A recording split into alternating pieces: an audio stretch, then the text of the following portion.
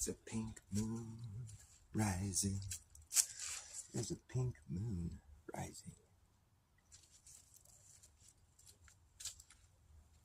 We know it's going to be pink because of the globe model.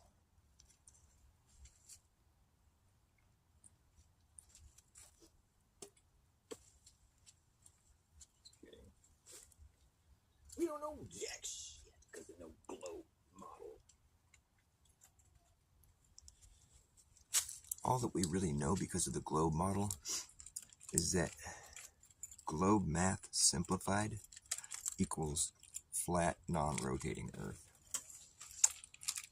That's the answer to the math problem. If the math problem was globe math, now simplify this. Globe math simplified equals flat non-rotating Earth. That's the truth. That's what it equals. So who's the one who's incorrect here? That's what I've been saying the whole time. Flat non-rotating Earth. That's the correct answer. When you do math, you have to simplify the equation. In globe math, simplified equals flat non-rotating Earth. That's true. That's what globers tell you. And they tell you this when you ask them, or when you make the point that NASA's the schematics or whatever, they're like design plans for their aircraft that they make to be used over a flat non-rotating Earth. Like when it comes down to brass tacks and they got to actually, say what the real situation is because they're designing an aircraft to fly over the Earth. That's when they have to actually say what the situation really is. We're building this craft for use over a flat non-rotating Earth. You point that out, and the globers come back at you. They're like, "Well, no, that's just them simplifying the globe math." I'm like, "Oh, well, cool. Then I wasn't right. That wasn't wrong." Because that's what you do with math. You simplify it.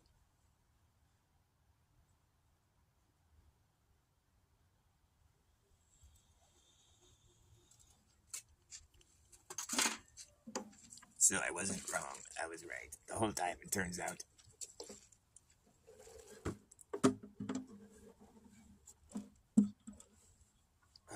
They tell you that gravity pushes you down holds you on the face of the Earth. Like, that's what keeps you from flying up off into space. Gravity, even though it's not true. But you know what they never tell you? Okay, fine. Let's just pretend that for a second. Let's pretend for a second that gravity really is this force that pushes you down and holds you to the ground on the outside of a ball. But what part of gravity makes it to where you don't feel like you're upside down? Like, what part of gravity straightens out the whole? Because there's going to be people that are upside down on the other end of the Earth, in reference to you, or you're upside down in reference to them. So what part of gravity straightens all that out? Like, even if we decided to accept the fact that gravity holds us to the outside of this ball, and we're all stuck to the ball, but what part of gravity makes it to where we don't feel like we're sideways or upside down? Are we just supposed to assume that because we're stuck to this ball, that like whatever force is holding us to this ball is going to make it, it's going to sort out all the other weird details for us so we don't have to feel like we're upside down? I don't know if that really checks out. I think that should be given some more attention to. Well, what should be given attention to is the fact that the so-called force of gravity is not measurable. It's so easy to prove that it's not there. But it's just a slippery slope. It's one of those conversations that just nobody wants to have. Nobody.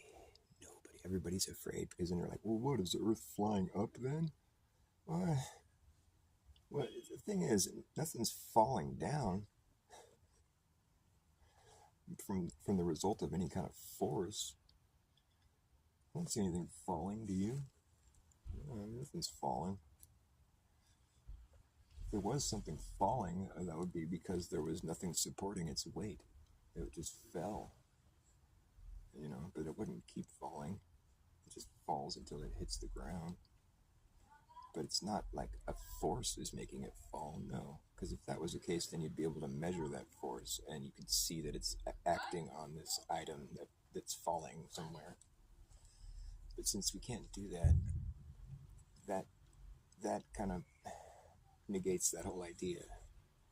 And it's quite simply done, and it's just amazing that we're still at this point where people accept the idea of a force holding you to the outside of a ball. It's an abstract concept that doesn't really apply to our reality.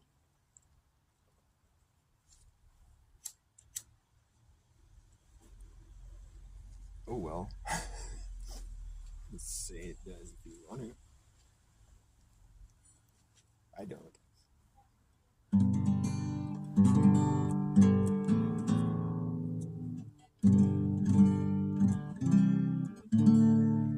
But I don't think that Earth is a ball either, because here's the thing that I think.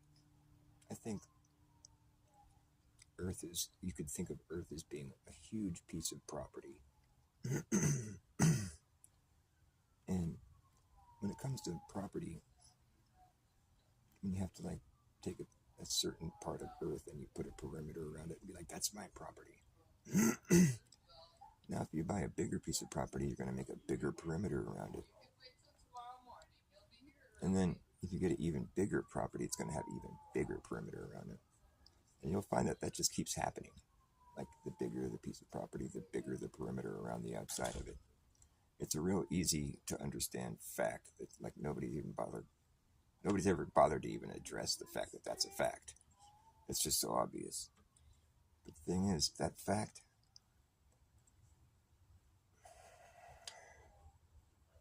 well, think about this fact that the bigger the piece of property you have, the bigger the perimeter around the outside of it.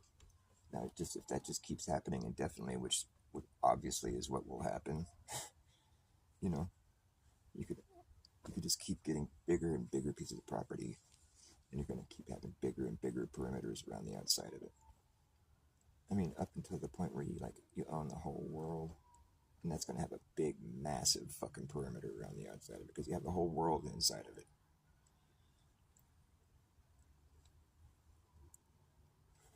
It's little simple facts like that that just totally debunk the globe. Totally debunk it. It's sad but true. It's that easy.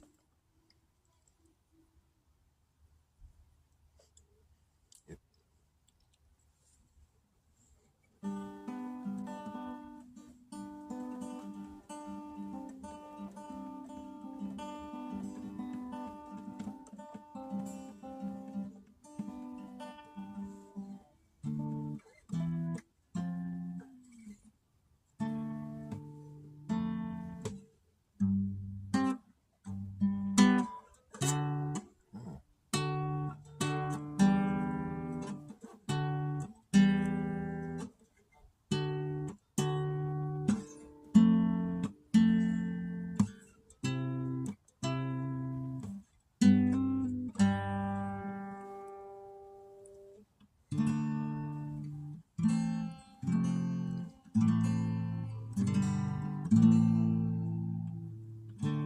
I was on my way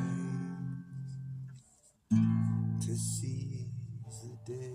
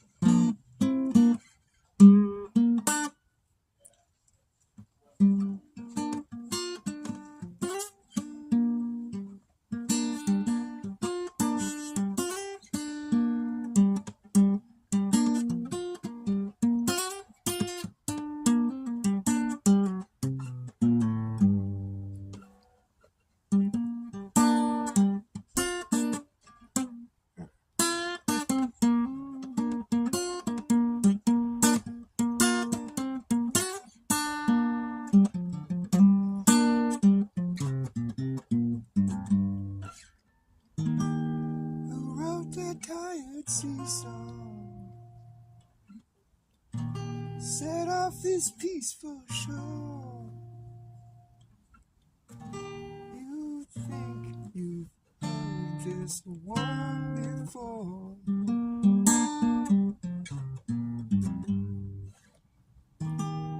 Calling my reservation. So long and thanks, my friend. I guess I'll try my luck again.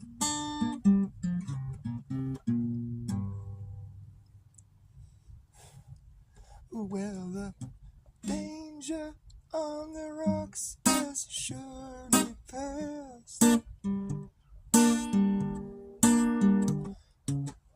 Still I remain tied to the mast. Could it be that I have found my home at last? My home at last.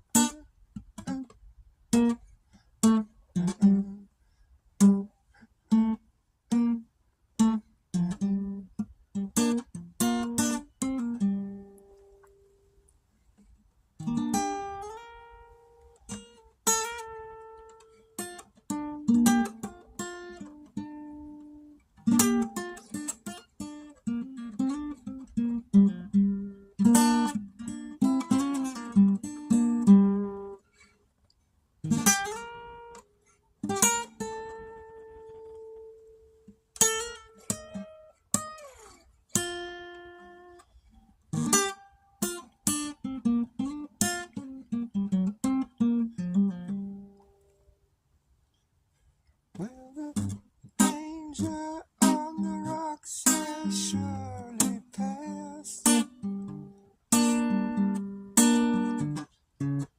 Still I remain tied to the mast. Could it be that I have found my home at last? My home at last.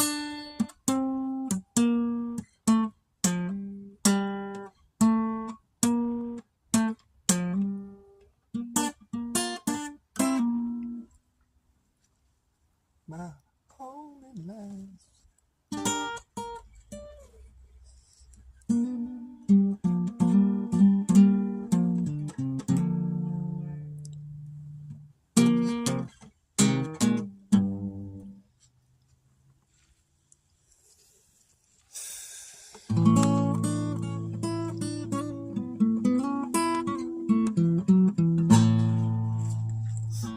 I've been from here to zero. I've been from here to zero. But I don't believe it exists. I've been from here to zero. I've been from here to zero. But I don't believe it exists. That sounds alright. I've been from here to zero. But I don't believe it exists. I insist that there's no such thing as nothing. But all the same, would it be logical to claim this time, 2025 years ago, we were living in the year zero? And that's the year that we were waiting on for so long, as we counted backwards in a long line of negative numbers. The year zero. think we're in the year like 6,209 or something like that. We're not in 2025. That's just no, that's not right. I've been from here to zero, but I don't believe in zero.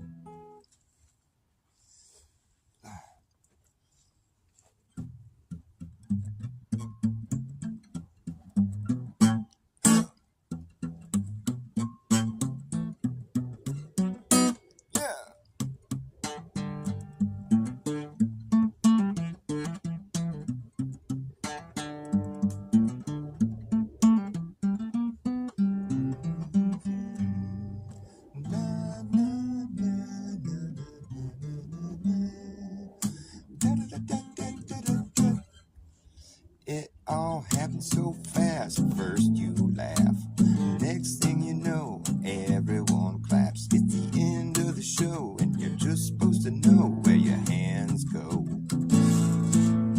Together you offer a round of applause. The sound of one man clapping is the same sound, just visually redefined, kinda like a straight line.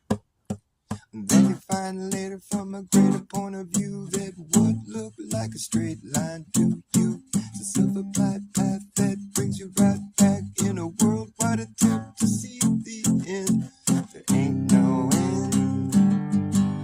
There ain't no beginning. There ain't no end. There ain't no beginnings. You've just been circling around, coming full circle on a sound, on a ring and a rings and a ring, till it brings you back around, full circle on a sound, circling around, full circle on a sound, on a ring and a rings and a ring, till it brings you back around, full circle on a sound, skipping to the beat of a redundant drum that comes in on the one and the offbeat beat of the continuum being ripped. It repeats and repeats and repeats and it repeats and repeats and repeats and repeats and repeats and repeats and repeats till I have each nuance interpreted in a response that is quite clever. You might see me and say whatever, but I'm on my way to break the record, the best way to break into a broken record. Yeah, you might see me and say whatever, but I'm on my way to break the record, the best way to break into a record that's been broken. The monotony is fucking obnoxious to me, makes me nauseous like an overcautious agnostic in a posh mosh pit who gets accosted when he's lost it. But watch this shit, I'm taking a common conundrum. I'll take a common conundrum, and I'll become someone, I wonder. Take a common conundrum that we're all under, become someone, I wonder. Common conundrum that we're all under, become someone, I wonder. When I'm done here, I wonder what I would have done here if I hadn't have been someone who wondered. Coming full circle on a sound, on a ring and rings and a ring, and it brings you back around. Yeah, full circle on a sound. It all happened so fast. First you laugh, next thing you know, everyone claps. It's the end of the show, and you're just supposed to know where your hands go. Full circle on a sound.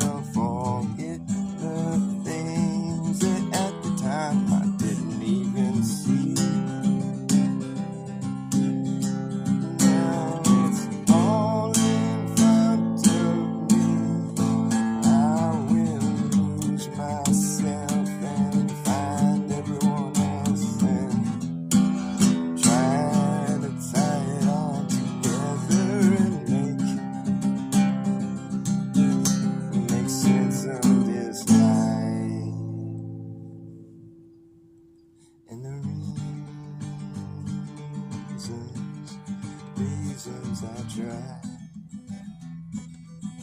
to keep us tied together.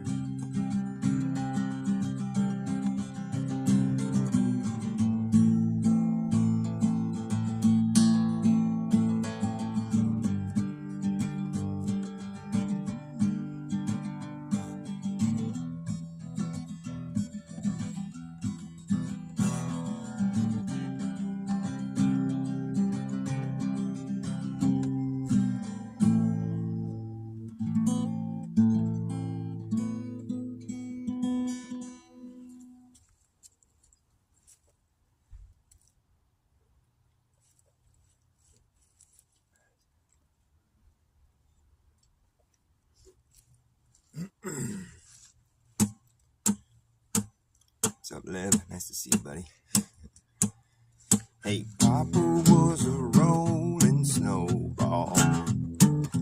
Wherever he lay, flat was his home. He rolled away one cold, cold day. Yeah, he's out there rolling, still rolling down this hill. The further he rolled, the bigger he got, until he got so big that he could not stop. Roll on, Papa. Woo!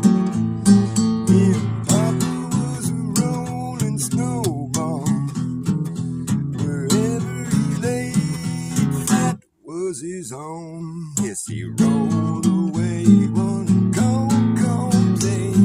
Now he's out there rolling still down this hill till he burst through the front door, melted into a puddle on the floor.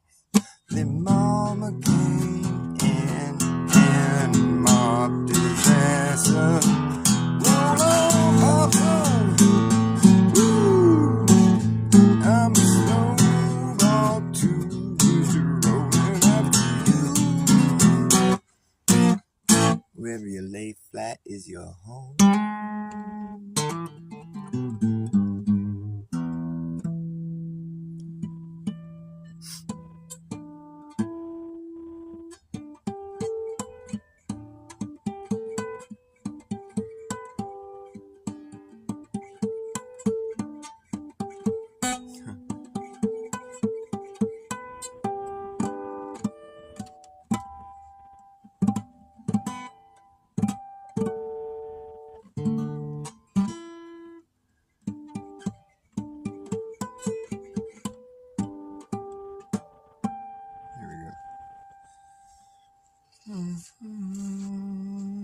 I don't know what to do or to talk about. I'm feeling kind of quiet. Shh, this is a quiet ride. This is a quiet ride. If you want to go to the loud ride, you got to go down this LA. This is Northern California. We're having a quiet ride. Shh, be very, very quiet. I'm trying to have a quiet Wyatt. I always thought that was the dumbest name for like a hard rock band. We're gonna be quiet, Riot. Really? Well, what the fuck are you saying? Like, what does that mean? Your music is quiet? The fuck you talking about, boy? That's some dumb sounding shit right there. Right about there, that sounds pretty dumb there. You mean you're quiet, right? Sounds like a good time. You're quiet, Riot. So it's like a sneaky riot. This is a sneaky riot. We're being sneaky. Shh, it's quiet. This is a quiet riot. Be quiet.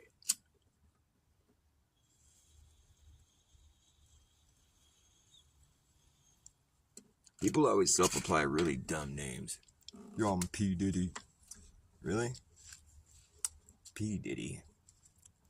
I don't think I would ever self-apply a name like that. Yo, P. Diddy. Did he poo too? Did he clean it up? Did he split? When did he split? Where did he go? Did he clean up his shit?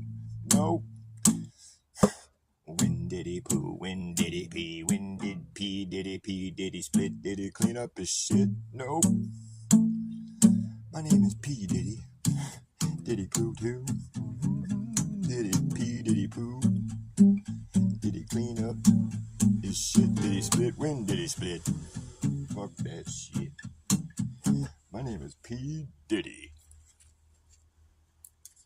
With a question mark. P. Diddy? Okay. That doesn't make him very original.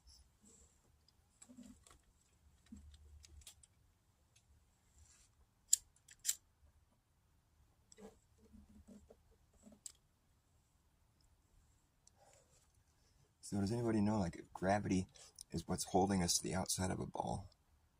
That's the force that's holding us to the outside of a ball. What's the force that makes it feel like we're right side up no matter where we are on that ball? Is that the same? So gravity not only makes balls, but holds us to the outside of balls. And it also makes it so it seems like we're on the top of the ball no matter where we are, all of us at the same time. Is that what gravity is responsible for doing? That's quite a feat. I mean, I'd almost be willing to give you some crazy notion like there's a force that holds you to the outside of a ball.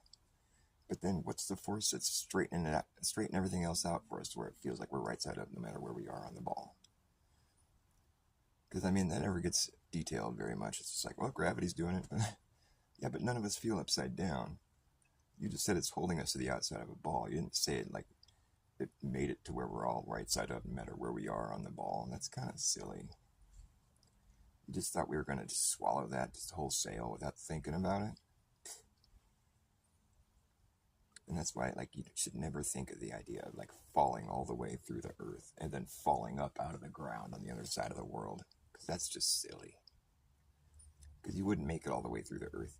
The gravity would just squish you into lava in the middle. Because gravity's so intense. You just go halfway down this hole and be like, ah, and then you just be all squished. Nothing crushed you but the gravity crushed you because it's so heavy. The gravity's so intense down there, you just get squished. Is that what we would be to think? Like maybe we just weigh more the deeper we go into Earth? Because the gravity gets stronger. Just turn into lava. Oh, the gravity got me. I couldn't take it. You know what my favorite globe truth is?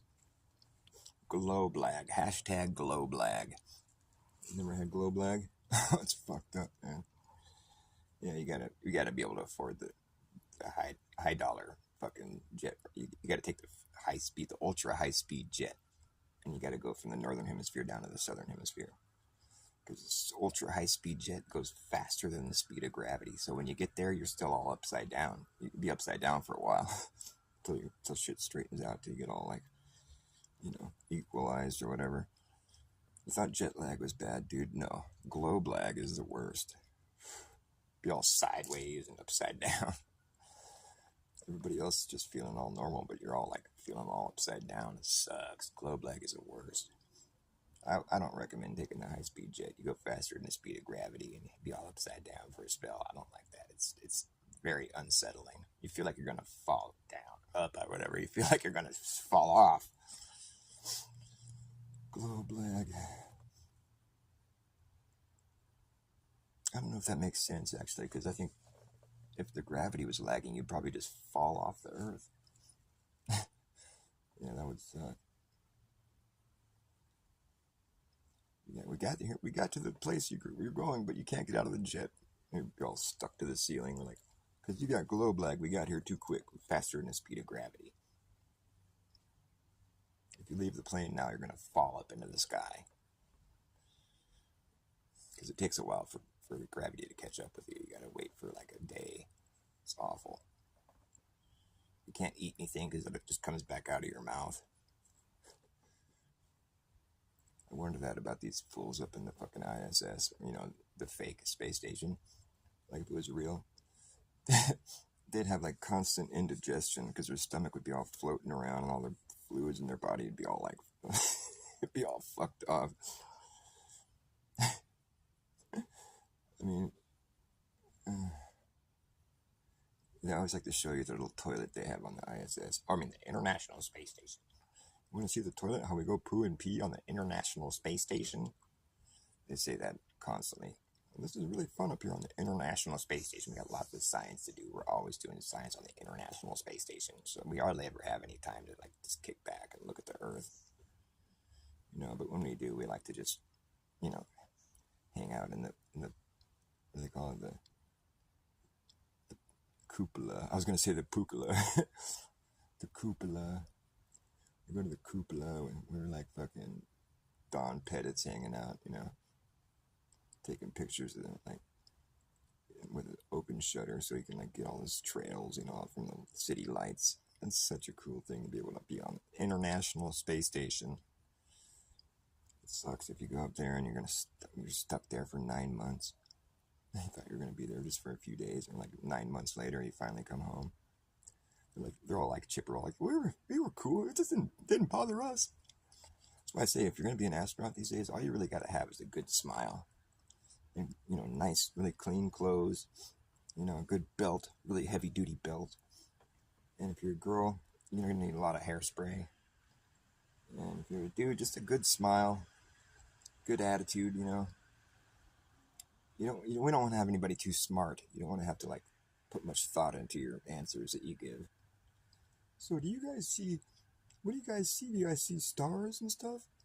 Oh, we see the Magellanic Lights. Oh, cool. Like the guy next to me was like, oh, that's cool. It's like, well, dude, you're here too. What do you mean? You're acting like you haven't seen it, but you saw it with me. Oh, that's right. It's cool. You see moons and planets and stars. It's really dark. It's pitch black, except for all the light everywhere. We see stars. We see moons. We see the zodiacal lights. Zodiacal lights.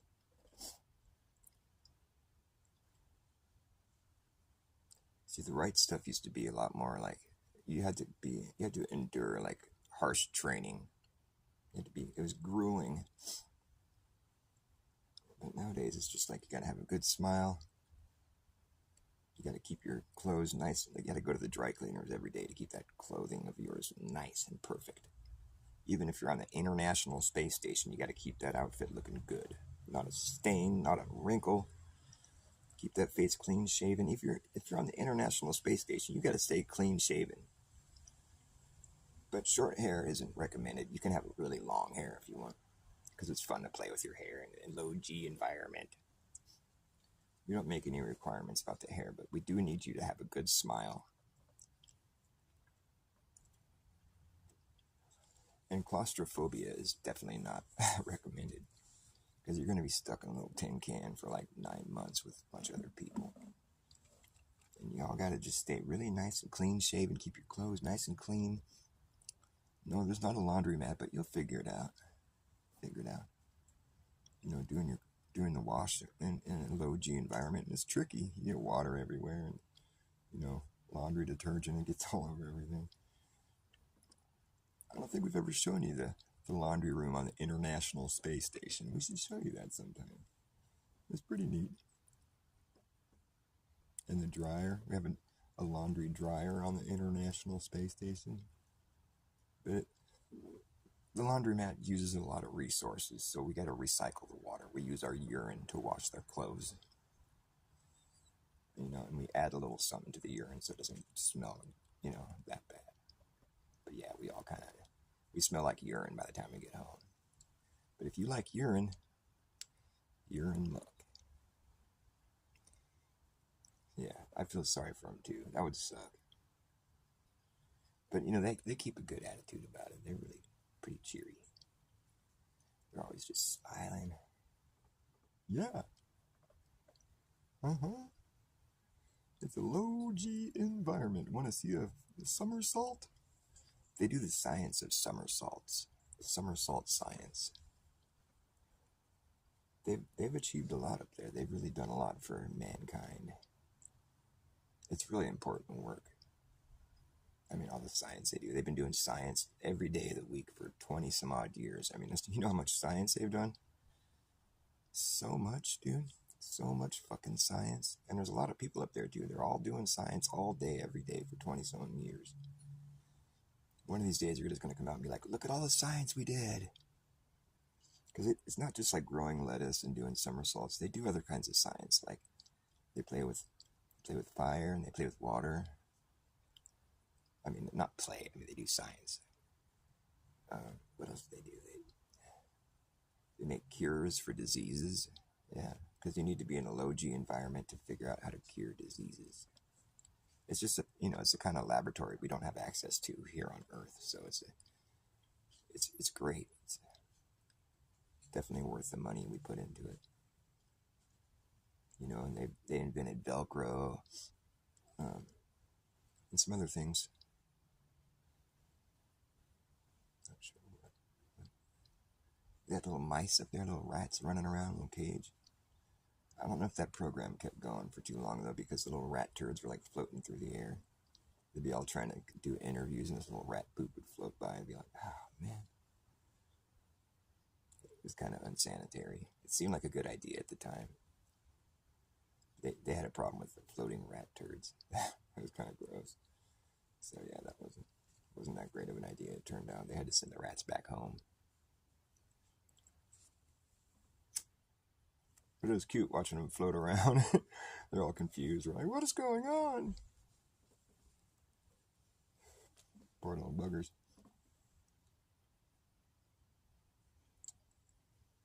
Yeah, but I'm sure they've done a lot more science. I mean, 20 some odd years with just nothing but science every day. Bunch of people. I mean, there's a team of people down here on Earth just trying to think up new science to send them because they're like, "We're up here. We need some science. Come on, keep it coming. Keep the science coming. We got to have more science to do. We're up here already. Let's do some science." Or I wonder if they get like backlog. We didn't catch up on all the science we had to do. We really better get back to work. We got to cut this interview short. Do they conduct interviews to people that aren't Neil deGrasse Tyson or third graders? They probably do. I just haven't seen that many. I think they should do they should field interviews with flat earthers. I think that'd be great. That would show good spirit, good humor. They could be like, "Oh, you stupid flat earthers. Like, we're up here on the International Space Station. That couldn't be real if the flat earth was real." But what do you want? What do you want us to say? Ask us some questions. Yeah, it is hairspray. The girls wear hairspray. Well, we think it adds to the effect, because it just makes it look. Well, actually, it looks pretty, pretty dumb. It takes away from the whole thing. Actually, they should have just made it to where people that go there have to have short hair. But no, they let people go there with long hair, but then they made them put a bunch of hairspray in it, and now it just looks like it doesn't look right. It's kind of embarrassing. I always feel sort of embarrassed for them. That'd be the first thing I ask them. I'd be like, "So what's up with the girls wearing all this hairspray? What is that? Just like, that's obviously just an ugly hairdo. It's not gravity. You guys should not do that." Because that was one of the reasons why I think it's fake. When I saw that, I'm like, "Oh, that looks so dumb. That's fake. It's so fake." I mean, not to mention, like, their interviews are just so lackluster. I mean, they leave so much to be desired. They don't ever give you anything to sink your teeth into. It's like, "Well, we're just busy doing science."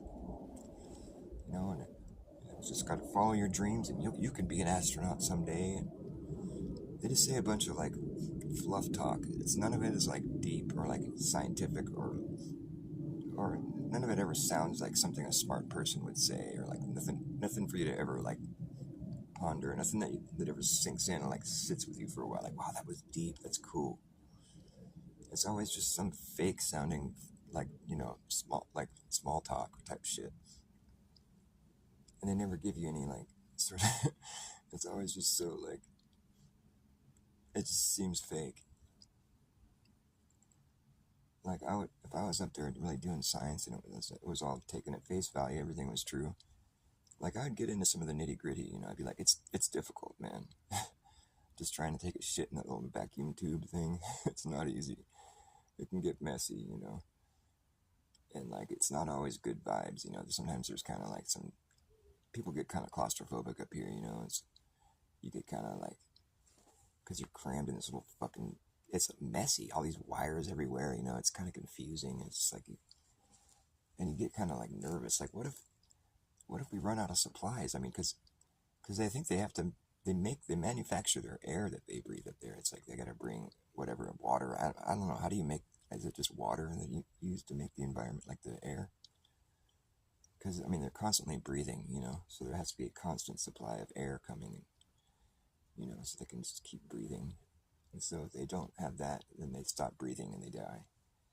So I'd be kind of worried about that. I'd be like, so how's the air machine doing? Do we have plenty of backup air? I mean, we're not going to run out of air, right? Because sometimes they don't get their supplies, you know, sometimes their scheduling is fucked up or whatever. Like those guys were stuck up there for 9 months.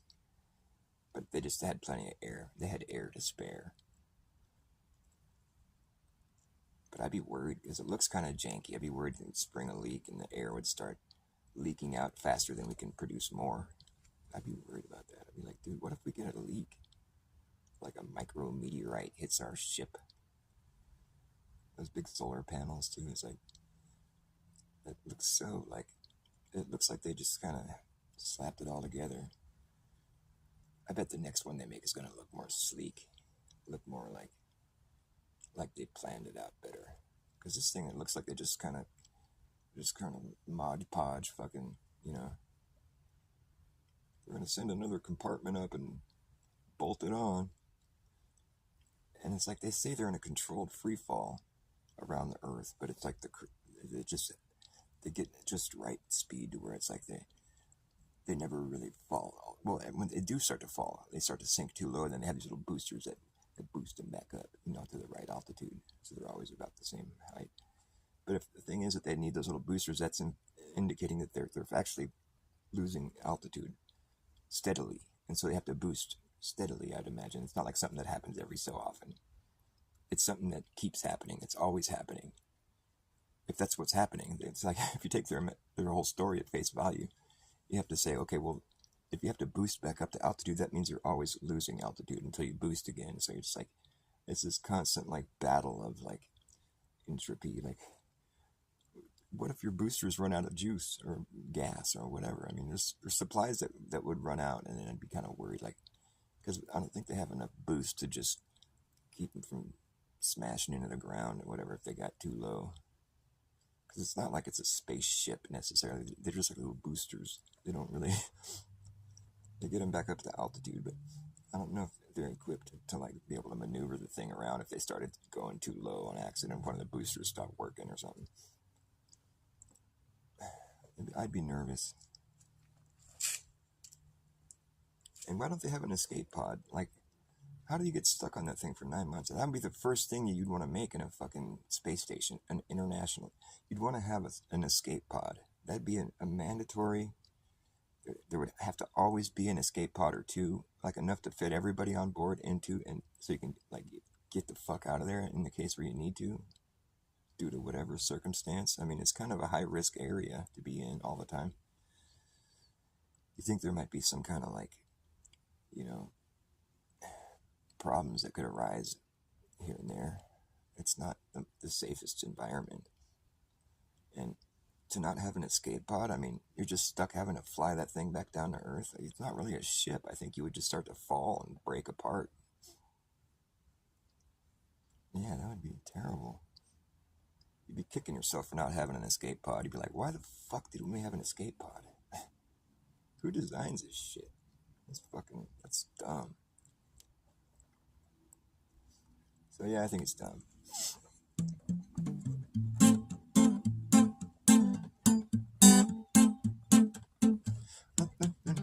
Okay.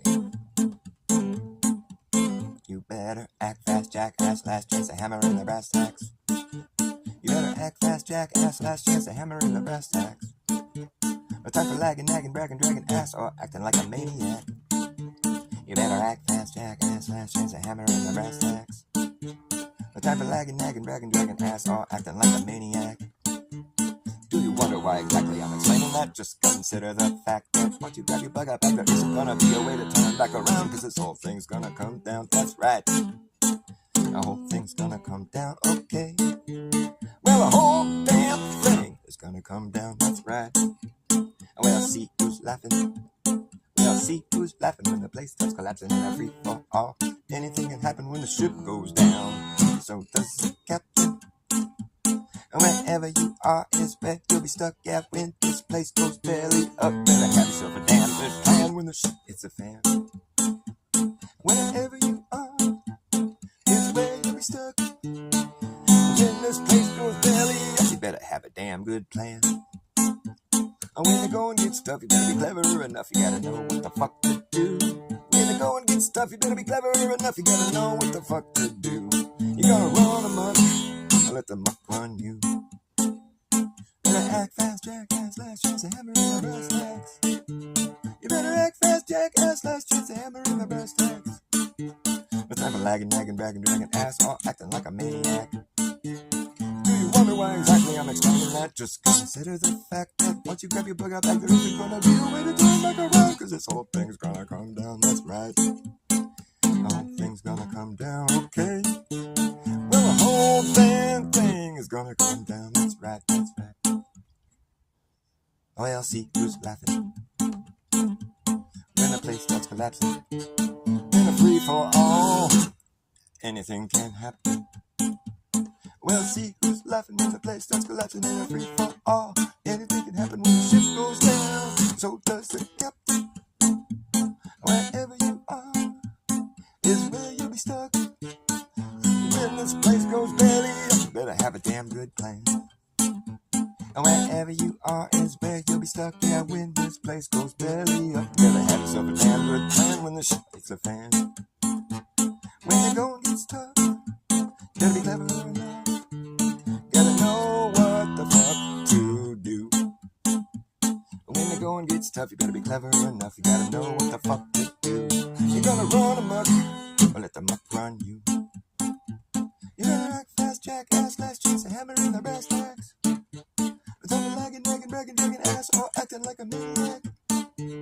Do you wonder why exactly I'm explaining that? Just consider the fact that once you grab your bug out back, there isn't gonna be a way to turn back around. Cause this whole thing's gonna come down, that's right. The whole thing's gonna come down, okay?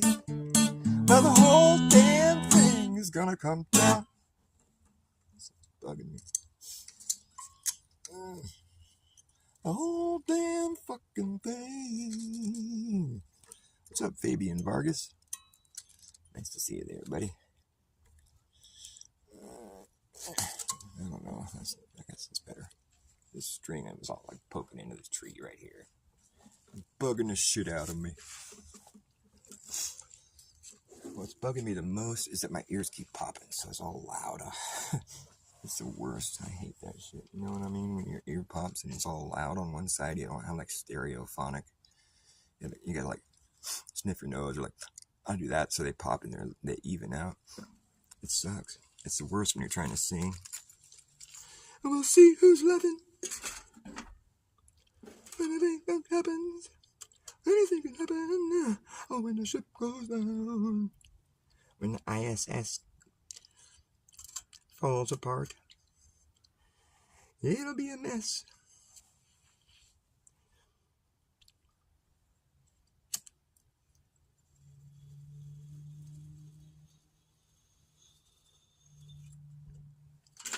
That's the thing.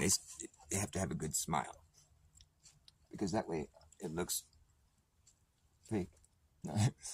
Because that way it's like it leaves a good taste in your mouth. Oh, look at those heroes.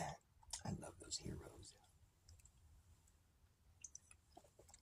I don't think I could have that big of a smile if I knew there was no emergency escape ship, whatever pod. I'd be like, this is a fake smile because I know that we have no way out of here. We're totally relying on Elon Musk sending up a ship for us to go home in. What if it doesn't happen? It's kind of like, like, okay, I want you to bury me in this coffin under the ground and then come back and unbury me a couple of days later. I'm going to see how long I can stay down here. You're just kind of relying on someone to come back and like dig you back up. What if they forget or something happens to them or something?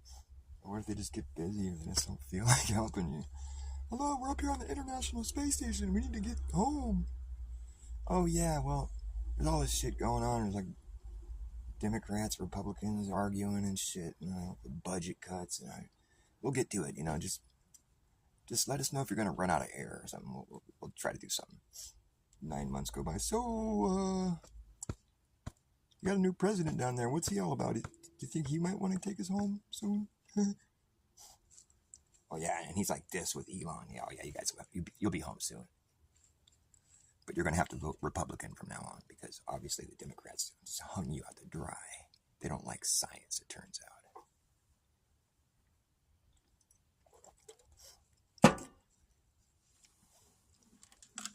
You guys ever hear about the DJCAP? The DJCAP meetings? You haven't heard about it. It's like a you only hear about it if you hear about it. You only know about it if you know about it because it's kind of under wraps. The DCOAP or something like that. It stands for Dejected Children of Astronaut Parents. It's like a special help group where like these kids, they just, they grew up just not liking their astronaut parents. It's like this one kid, he's all, yeah, my mom was going to be going to work. She was going to leave town for like a month or 2 months or something. She never knows how long she's going to be gone for. But the night before they left, I fucking was using their bathroom and upstairs, and I noticed there's like a whole pallet, like a whole crate full of hairspray in the bathroom. I'm like, what the fuck is all this hairspray for? Nobody in our house uses hairspray. I have my head shaved, and so does my dad. My mom's never used hairspray, ever. None of us have ever bought hairspray. We never used hairspray. It's just like a totally random thing to see in our house. And she had like a whole, it was my mom's, it turns out. There's like a whole pallet of it in the bathroom. I was like, what's all this hairspray in here? And Dad was like, oh, Mom needs that for work. What do you mean? She's like, no, he's kidding. Don't worry about it, honey. I'm like, okay, it's kind of weird. But sure enough, when she left to go to work, the next day, all the hairspray was gone. Well, Dad, so that wasn't a joke? She brought that with her? And he just kind of ignored me. I'm like, what the fuck? My parents are weird, dude. And it's like, like a couple weeks later, I was watching the news or whatever, and they were talking to the people on the international. My mom's one of these people on the International Space Station, and she's on the screen. She's being interviewed by somebody in the news station or whatever, and we're asking her questions. And I see her, and like, her hair is all fucked up. It's all sticking out everywhere. It's all like, it looks all awkward and shit. I'm like, oh, that's why she brought all that. That's why she had all that hairspray. What the fuck, dude? Man, I don't know what to think anymore, It's just one of the kids that's in the group. If you want some good entertainment, you got to go spend a night at the Dejected Children of Astronaut Parents special meetings, because you'll hear some interesting stories, and just like none of them like their parents. And like you'd think that like, a kid having an astronaut for a parent, they'd be all like stoked, but no, they're not. They're not happy about it at all. Most of them don't even believe. Most of them think that they're just a bunch of posers, or they're fake. That's the thing, is like most of them that's why for a while they like thought it was cool, but then after a while they realized it was bullshit, and they needed someone to talk to. They needed to like have a group of people they could like, because they're not allowed to, they have to sign whatever NDA, non-disclosure agreement or whatever, like the children.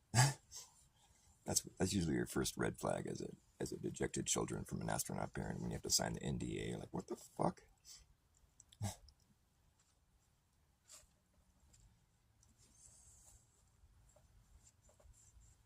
I'm just glad my parents weren't astronauts.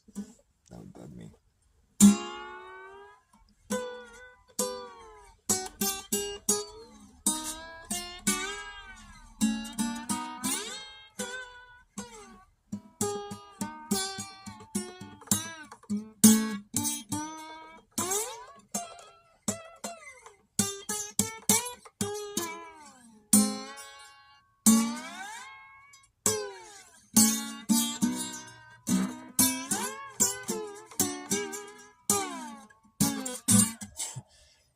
It doesn't work very good for a slide.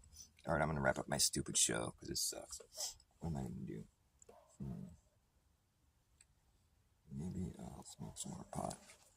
Is there any special requests from... Well, it doesn't look like anybody's here, but if anybody shows up and they hear me saying, is there any special request? Why don't you give me a special request? You might be surprised at the variety of music I can play. I can play plenty of room at the Hotel International Space Station. It's such a lonely place. We're living it up on the International Space Station. Any time of year, you'll see us up here. The cupola on the ceiling. I gotta think of some good lyrics for that. She got a lot of pretty, pretty boys. Like, I wonder, there's got to be like a 220-mile high club. You think? I mean, I think they're not allowed to fuck when they're on the International Space Station. That would be the first thing I'd want to do.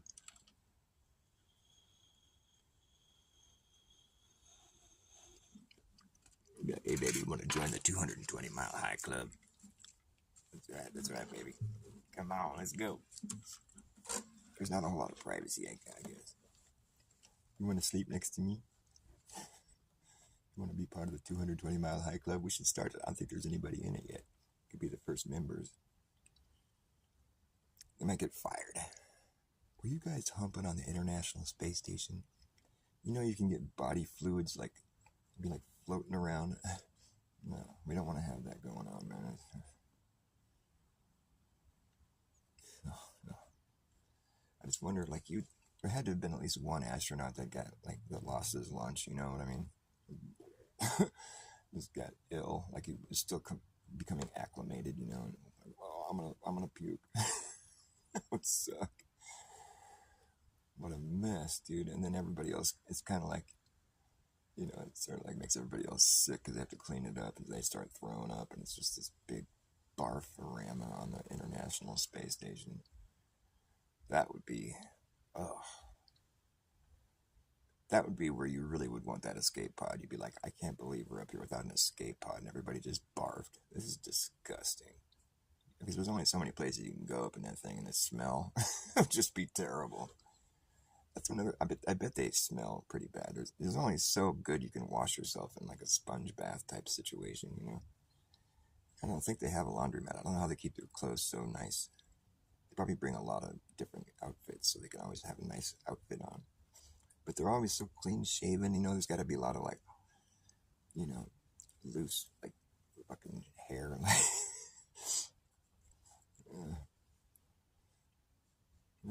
Something to think about. I mean, you got to be craving just like a nice shower or bath, you know, when you get back home, like, finally, I can wash my body. Oh, thank God. So I don't think they bring deodorant or, like, product, you know, of sorts.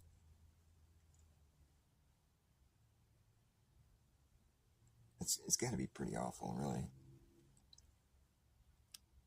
I think I'd rather be living under a bridge as a homeless person, because you still have more options that way. You're not stuck in this little cramped. I mean, it'd be cool to see the whole Earth in all its glory. The spinning ball, the oblate spheroid, or whatever they want to call it. The oblate part was really what fucked me up. I'm like, so what do you mean oblate? So it's like a pear shape. They said that is not the image that I had going in my head. A pear shaped? Why would you say that? That fucks everything up. I thought it was like a perfect sphere, you know? Isn't that what latitude and longitude show you? Like a perfect ball? Now it's oblate. Man, that's fucked up. It gets wider past the equator. Yeah, I bet it does.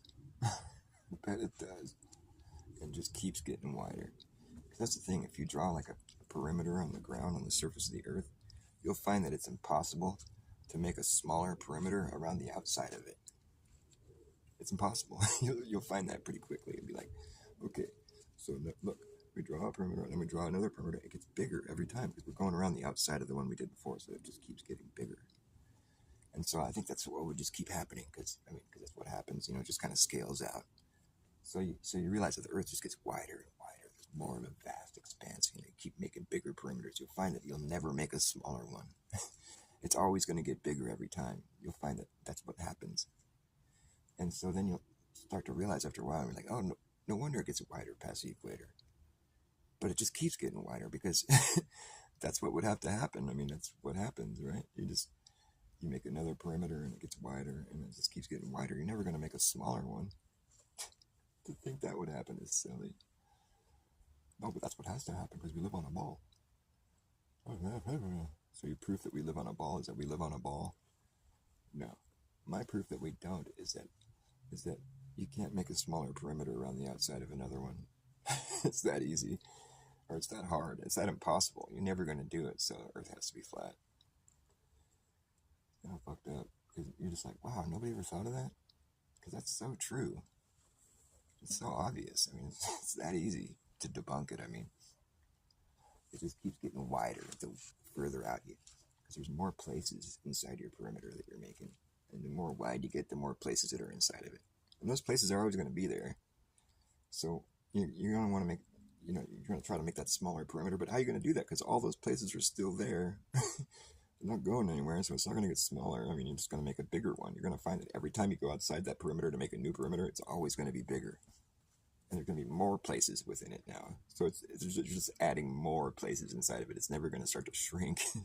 Just think that would happen is so silly. So silly. And that's silly that nobody ever even thought about that. I mean, they've known about the globe for 2,500 years and not one person ever thought about that. That is just so weird. Are we living in like a weird simulation or is this a dream? I can't be the first guy that thought of that. Well, it just starts getting smaller. After you go past the equator, now everything gets smaller. But how? How does that happen? Oh, because you live on a ball. No, but I mean, it's like in reality, like how does that happen? Because you're going to have all that stuff that's... Am I really supposed to believe the biggest circle that you can draw on the face of the Earth is only circling half the Earth? Is that really what I'm supposed to believe?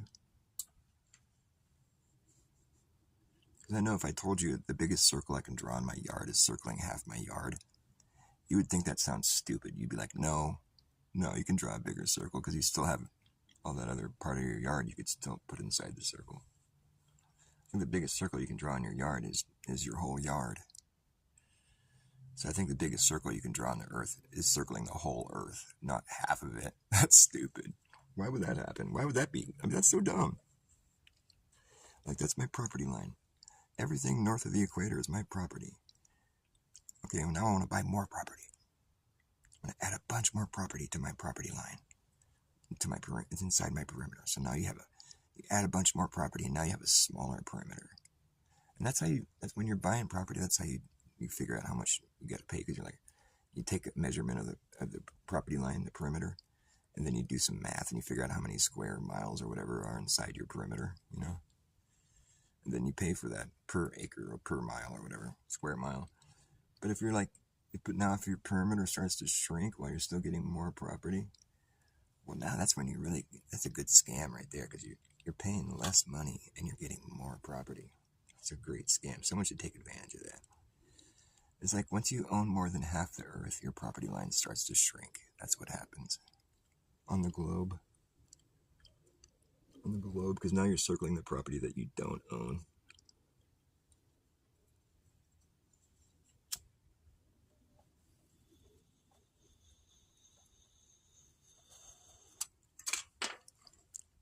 That's my globe riddle. If you were given the North Pole, a circle of property at the North Pole, right there where the compass spins, the compass is spinning, you win. You win the concentric circle lottery. So you get that first latitude. Well, I think it'd be the 90th latitude circle, and it starts at 90, then works down to 0 at the equator. So you win the 90th latitude line. You have all that property inside that circle there, the first one, or the 90th one, whatever. And here, with the concentric circle lottery, you get to take one step south, a circle around, and that's your new property line now. So you have a bigger property line? Yep, and you can keep doing this. What? Take another step south, make another circle around. So you're making bigger and bigger circles as you move out from where you started. You were given the North Pole, the 90th latitude line. All the property inside that circle was yours. But then you were told you can keep stepping south and making a new circle around the outside of your previous one, and so your property line keeps getting bigger, so you have more and more property. When you win the concentric circle lottery, you win the expanding piece of property. You just keep stepping south, making a new circle. It gets bigger every time. Bigger every time. You go on like that for forever, for a long fucking time. Do you think if you kept going like that indefinitely, that you would eventually own the whole world? all other variables aside, if you were just allowed to keep doing your concentric circle lottery, that you would eventually own the whole world. Because you're starting at the North Pole and take one step south, circle around. It's your new property line. You just keep doing that. It gets bigger and bigger. It just keeps expanding. The only rule is you only own what's inside the last circle that you drew. So do you think if you just kept going like that indefinitely that you'd eventually own the whole world? Yeah, I guess. I think that makes sense, right? I think that's the correct answer. Yeah, I think yes. I believe that's what would happen eventually. You would own the whole world. Well, not if you live on a globe. If you think you live on a globe, then the answer is no. Because once you get to the equator, that's going to be the biggest circle you're going to make. You own half the world. Congratulations. But if you keep going south and circling around like you've been doing this whole time, you'll find now that your circles start to shrink. And shrink. And they get smaller and smaller every time. Consistently smaller and smaller. You're losing property every time. Now, that doesn't make sense, Dr. Bats. What are you talking about? You wouldn't lose property. How would that happen? You still have all that other property that you'd acquired. The reason your property line's getting smaller because now you're just circling the property that you don't own. That's where you're wrong about that because you forgot the rules. The rules are you only own what's inside the last circle that you drew. So if your circle's shrinking, your property's shrinking. In this riddle, you'll never be circling something that you don't own. So you're wrong. After you go past the equator, you suddenly lose all that property you had acquired before that, and now your circle is circling around a different area. And every circle that you make after that is inside your circle. So you're just reducing your property down to just this one little teeny circle at the South Pole when you finish the game. So technically, in this riddle, the most you could ever own is half the world. So if you answered yes to the riddle, then you're either a flat earther or you just don't really believe you live on a globe, or you just hadn't thought about it really very thoroughly. One of the two. That's why I say people laugh at flat earth, but they don't realize that they don't really think of the earth as being a globe. At no point in time with this expanding property would anybody ever come to you and be like, hey boss, how come we keep adding more property and the property line keeps getting bigger? Why does that? How come it's not shrinking? No, nobody'd ever expect it to shrink because they would be there physically watching the addition of more property and they would just know intuitively that it's going to result in a bigger property line every fucking time. Nobody'd ever be like, oh, how come it's not shrinking? Why the fuck would it shrink? You're adding more property to what you already had. It's always going to get bigger. Nobody's ever going to expect it to shrink because no one really believes they live on a globe when it comes to like actually applying that information to their real life. That's the thing about the globe Earth. It's like all the information around that, the curvature rate and the motion and the spin and all this shit. It's stuff that you'll never have to factor into your life in order to live here. It's totally irrelevant. It's a moot point. None of it is pertinent whatsoever. You don't need to know any of that shit to be able to live here. Oh, but what about the map? How are you going to find your way around? Get out of here. You're not going to need to know the curvature rate or the motion spin or whatever. It's something that's a moot point. And in fact, you'll never really expect it to be. Like I said, no one's ever going to expect a smaller property line when they're adding more property to their property they already had. It's intuitive. You'll always be ready for the result, which is a bigger property line. A bigger piece of property will always have a bigger property line. Indefinitely. That's what just happens indefinitely until you run out of room. People know this intuitively. And if like asked these questions and just sort of led into this line of questioning without giving any sort of precursor or without letting them know this is a flat earth discussion, without letting the person know that they're actually walking into a flat earth trap, they'll always end up answering the questions the way a flat earther would, because everybody is actually a flat earther. They just don't realize it. It's embarrassing, I know, but true. Let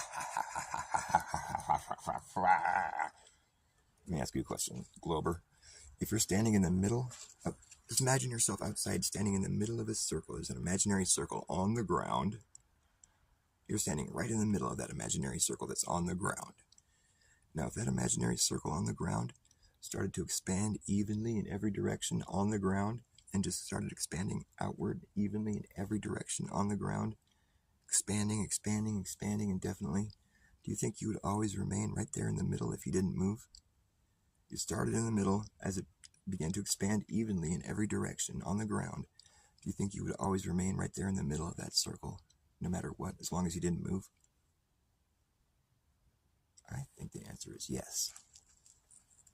Yes, you would. As long as you didn't move. And as long as the circle is expanding evenly in every direction, yeah, you'll always be right smack dab in the middle. Yep. Most people would answer yep because it seems pretty obvious. And I think that's the correct answer. But you know, I'm wearing the flat earther sweatshirt. The thing is, if you think you live on a globe, then the answer is no. Because once that circle expands as wide as the median, you know, which would be like 25,000 miles in circumference, after it moves past the halfway point, that circle starts to shrink, like I've been saying. It starts to get smaller, and it starts to close in around a different center point somewhere else on the complete opposite side of the world that you are no longer standing in the middle of. So the answer would be no, if you think you live on a globe. Most people will answer yes because it seems like an obvious yes answer, and I think that's the right answer too, but I'm a flat earther.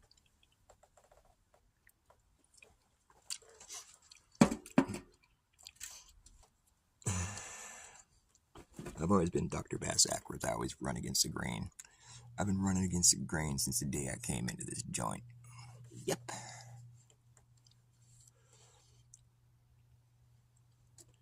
I do it deliberately. And it's funny how often I end up being correct.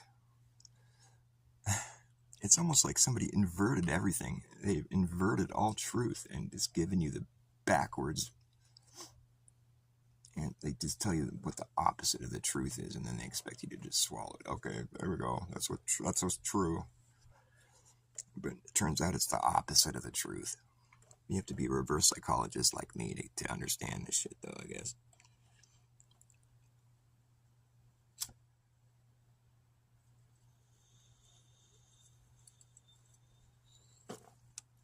But that's why I do my shows, because whoever has the random chance of stumbling into my Dr. Bass Ackwards show, they'll at least have a chance to see things from the opposing perspective. You know what the opposite of opposite is? What's the opposite of opposite? The same thing. The opposite of opposite is the same thing? Yeah, I think that makes sense. I'll let you think about that for a second. Let me take a cigarette. I'll be back in less than a minute.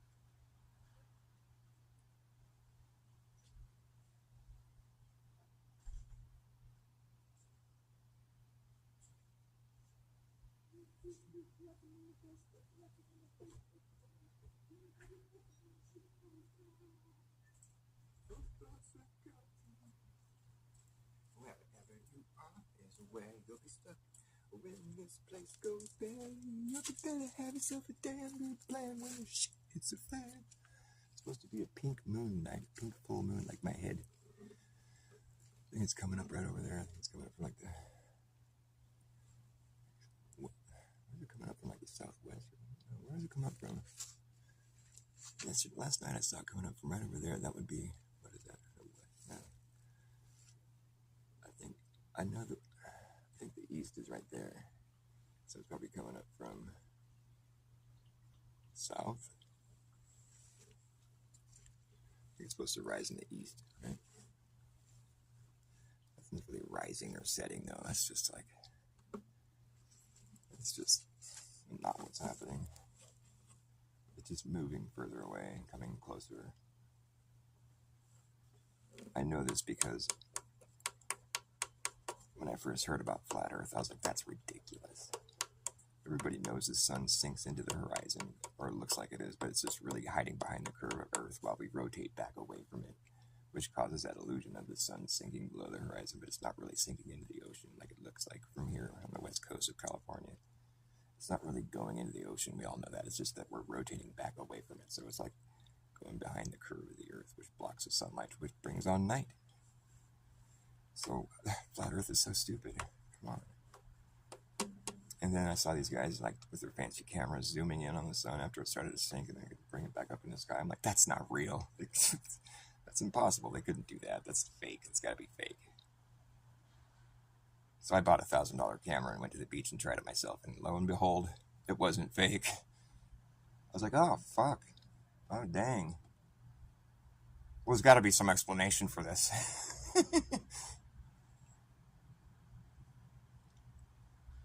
And it turns out there is. Earth is flat. Crazy.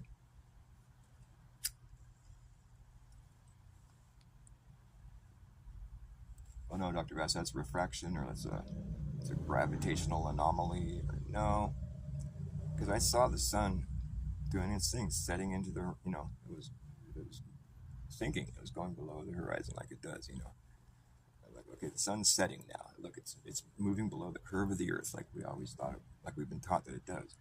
So now I'm going to pull out my camera and we're going to zoom in on it, and you'll see that it's still below the, right? That has to be what we'll see, because look, it's setting below the curve of the Earth. That's what we're going to see when we zoom in on it. But no, when I zoomed in on it, it was way up in the sky again. The sun came back up in my camera. So either my camera was capable of like going back in time, or like making the Earth go rotate back this direction, or it's just that the sun isn't really going below the curve of the Earth, because there isn't any curve of the Earth for the sun to go below. It's just moving further away, and it looks like it's sinking into the ocean, but it's not. It's just an optical illusion. So once I realized that, I'm like, oh, well, that kind of fucks everything up for the whole globe. Now what? Now what? Oh, man. I liked being lost in space. That was kind of fun. But now that I think about it, it kind of sucked, because it was sort of lonely, or just felt sort of like, why? Why? Like, we've just been spinning and hurtling around the sun for billions of years without a hitch, while everything remains undisturbed on the Earth from all that motion that's just been carrying on. It's been such a steady ride for so long that we've managed to evolve out of pond scum. We're just like lifeless space debris that just sort of, just haphazardly just fell together, and the sun started exploding and pulling things around and coalescing. And before you know it, here we are. We just got lucky. It just kind of worked out like this.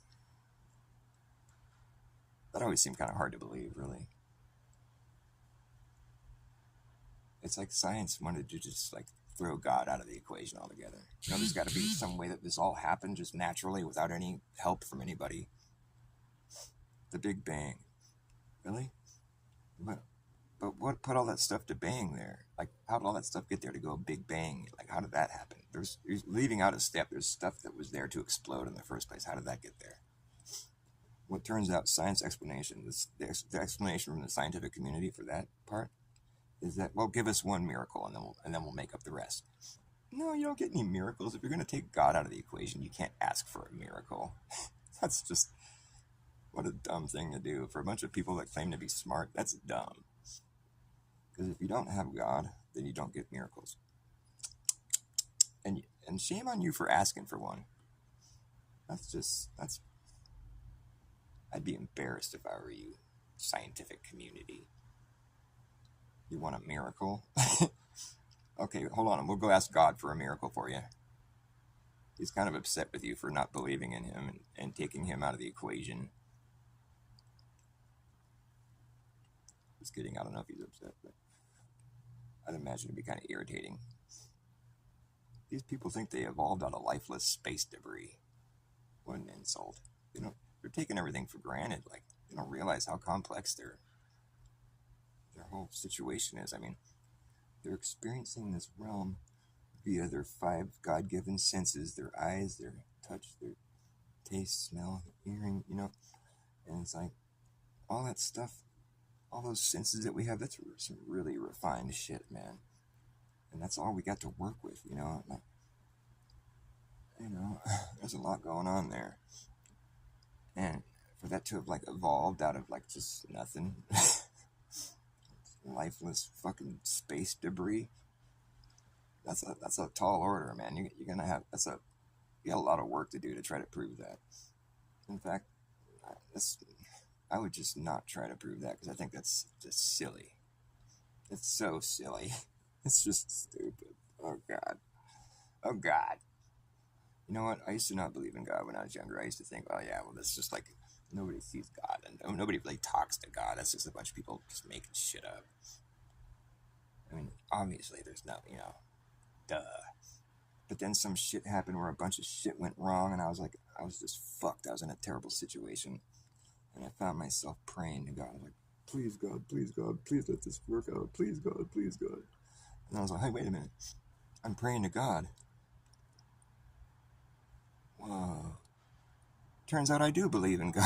I just had to have shit go really bad, and then I had to realize that I believed in God, because maybe when things are just going so good for you, you just don't realize that you believe in God. But then when shit goes bad and you find yourself praying to God, then you realize you do believe in God. So that's one of the benefits of having everything go shitty, because then you realize that you believe in God, because you'll start praying to God. You're like, please God, please let this work out. Please don't let this fucking go the way it looks like it's going. Oh, please, please. In my case, what I was doing was I had gotten arrested and I was in jail for a couple of weeks, and I didn't know what was going on. They weren't telling me. And it turns out I was getting extradited to some other county, and it was just a long story, but like, I'd been in there for I'd never been in jail before, and I'd been in there for 2 weeks. It was up in Redwood City. It's like San Mateo County. Just a cruddy jail. It was just awful. And I was getting extradited, and I was sitting in a little holding room that they put you in. You get to put on your street clothes again. They're like, we're going to extradite you down south or whatever. I'm like, okay. And I'm sitting there, I'm like, this is what I was praying for. I was like, please God, please let the sheriffs that are extraditing me, please let them be girls. Please let them be females. I just want to see some girls. I want to talk to some girls. I just want to be around some females. Please, girls, please, girls, please, girls, please, God. I wasn't like begging to let him to get me out of the situation. I knew that was just that wasn't going to happen. So I just started begging God for, please let the people that are extraditing me, because there's people that are going to have to drive me for like 5 hours down to San Luis Obispo. I was just so tired of being around guys all the time. And I just was like, please let it be a couple women, or I want to be around some girls, please. And so, sure enough, the extradition agents were both chicks. And not only that, but some of the people we had to pick up on the way, there were girls too, and females. One of them was pretty cute, and we had to sit in the same seat, in the back seat together, all smashed together. And I got along pretty good with this one girl. I think her name was Rain, and it was fun, And the girls that were driving us down there, they bought a pack of cigarettes and they let us smoke, and they were buying us Taco Bell. It's like, when you're locked up, I mean, having a cigarette and just sit next to a girl, eating a taco. This is like, you learn to appreciate shit like that. So I was like, wow. So God proved himself to be real to me, because he gave me a couple women and a girl to ride next to in the back seat. We were like touching each other, all handcuffed and shackled. Interesting situation. Yeah, I'm a criminal. I'm the kind of criminal that where I'm the victim of my own crimes. You ever hear about those kind of criminals? Mm-hmm. I'm the victim of my own crimes. Yep. Seems kind of ironic, but it's true. There's never been a victim of any of the crimes I've committed. I was the victim. But that's the bass-backwards world that we live in, where something like that can actually happen. Sad but true. There's a Metallica song called Sad But True. When I first heard that song, it was on the radio. I was driving somewhere. sad but true. It's kind of like a sort of like whatever, one of those songs that's kind of like, you take it or leave it. And after the song came on, it was over, and the DJ came back on and thought, that was Metallica, sad but true. I was like, yeah. Yep. Oh, that was the title of the song? Oh, I thought you were just saying, yeah.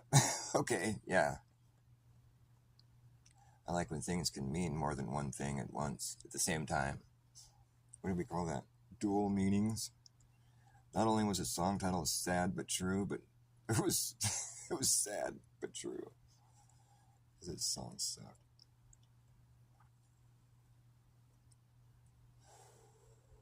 Anyways, I want to end this show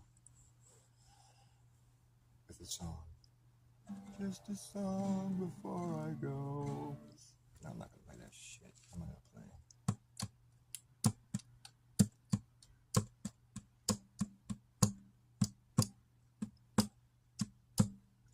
I don't know. What should I play?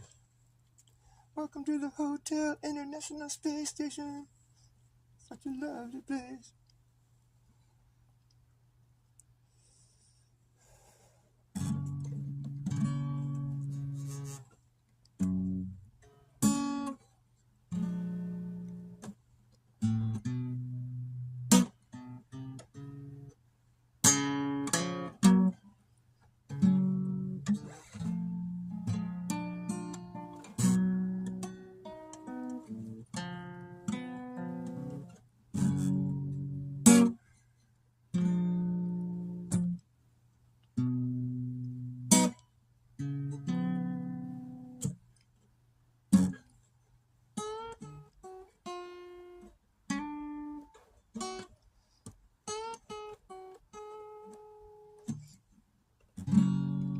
This close to the real thing is never enough. It's close to the real thing, but it's still just a bluff. I don't know how I ever fell for that stuff, but now for me I need to see something with real substance I can sink my teeth into and chew. And you should know, but in this world nothing's for free. And when it is, it's you that's for sale. Don't fail to see the irony.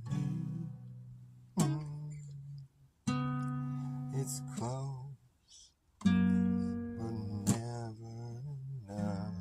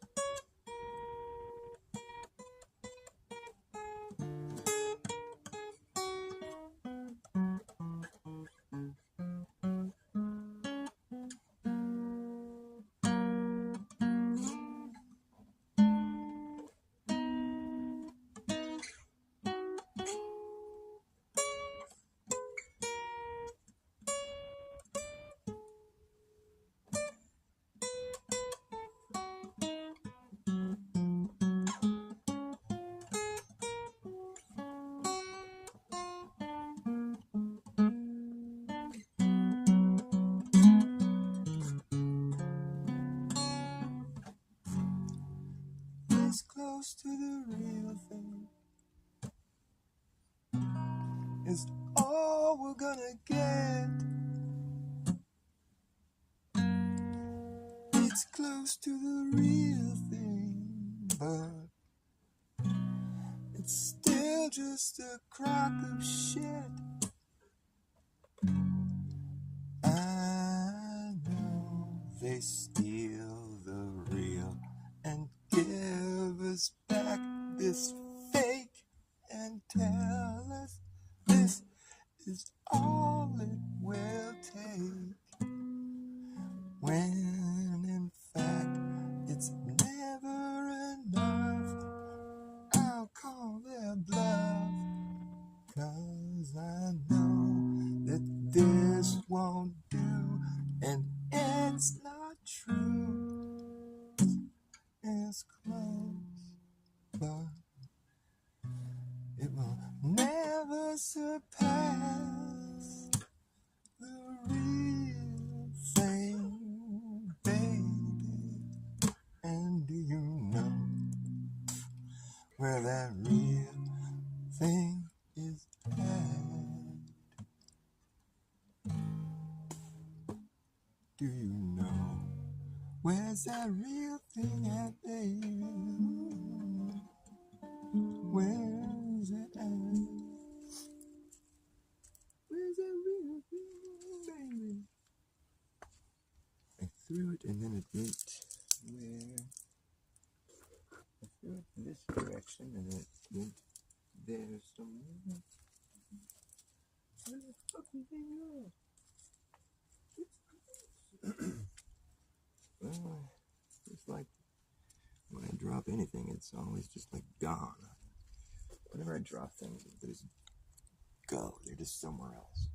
It never is like right where it should be. It's always just gone. Every time. Maybe that was it. Maybe, no. I guess that might be it. I thought there was more left. I feel like I got ripped off.